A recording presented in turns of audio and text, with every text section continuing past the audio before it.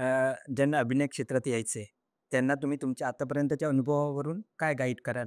अभिनय क्षेत्रात का यायचे पहिले हा स्वतःला प्रश्न विचारायचा आणि त्याचं उत्तर जर फेम आणि पैसा असेल तर तिथे स्टॉप व्हायचं.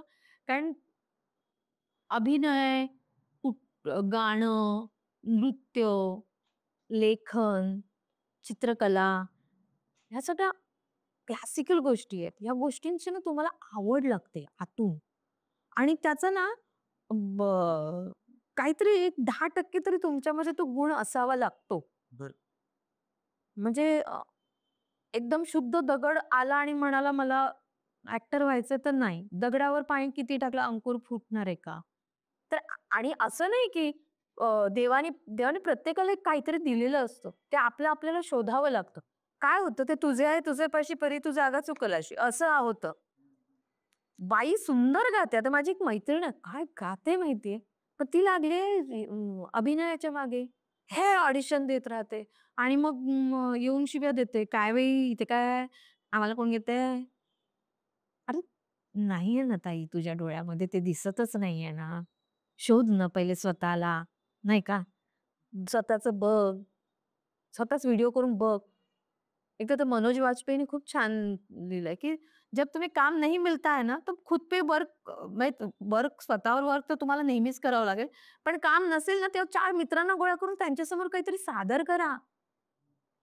कोणी 4 मित्रही नाही मिळाले तर आता हे मोबाईलचा कॅमेरा लावा, त्याच्यासमोर काहीतरी तुम्ही एक उतारा पाठ करून तो सादर करा. बघा स्वतःला तू कुठे आहेस? बरं. आणि ज्या मार्केटमध्ये तुम्ही स्वतःचं प्रॉडक्ट आणू पाहता अभिनय नावाचं, त्या मार्केटमध्ये आता काय लेव्हलचं काम चालू आहे त्याचा अभ्यास करा भाई. बरं. तो आपण करतच नाही. आपल्याला पी हळद हो गोरी चाललंय आपलं. तसं नाही होत ना आणि ह्या सगळ्या गोष्टी खूप आतल्या असतात. मला विचारशील तुम्हाला येतो का अभिनय? तर नाही मला अजून आता मला त्याची गोडी लागलीये. माहित नाही पुढे जाऊन माझ्याकडून असं काही काम होईल का? छान व्हावं अशी माझी इच्छा आहे. पण मला एक कळलंय की हे खूप कठीण आहे. खूप कठीण आहे आणि ॲक्टिंगला खूप लोकं स्वस्त समजतात. तुम्ही चित्रकला शिकायला तुम्ही 3, 4, 5, 6 वर्ष घेता. साधं गाण्याचे हे करायला 7 वर्ष लागतात रे विशारद व्हायला आणि ॲक्टर व्हायला तुम्ही 1 दिवस पण देत नाही. फक्त ऑडिशन देतात आणि खूप छान-छान फोटो काढून Instaवर डकवता आणि तुम्ही म्हणता की मला अ, अं, काम द्या. का तो एवढा हजारो, करोडो का खर्च करेल तो प्रोड्युसर तुमच्यावर? बरोबर. आहे ना ॲक्टिंग तुमचं काय म्हणतात ना, तुमचे इमोशन्स दाखवायचे असतात ना. हा सगळा इमोशन्सचा खेळ असतो. ते बरं. इमोशन पहिले तुम्हाला कळले तर पाहिजे.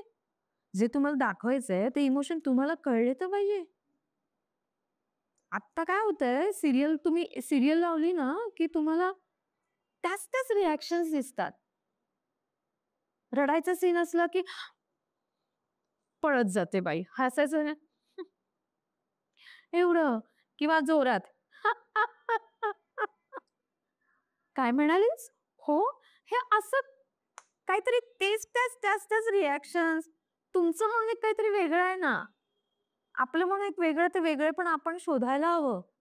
मी बोलते कशी, मी चालते कशी, पहिले माझं हे वाद्य आहे शरीर म्हणून, तर माझ्या या वाद्याचा मला नको का अभ्यास करायला? तो करतच नाही आहोत आपण. आपण दुसरा काय करतो त्याला कॉपी करायला जातो आणि तिथे आपण गंतो.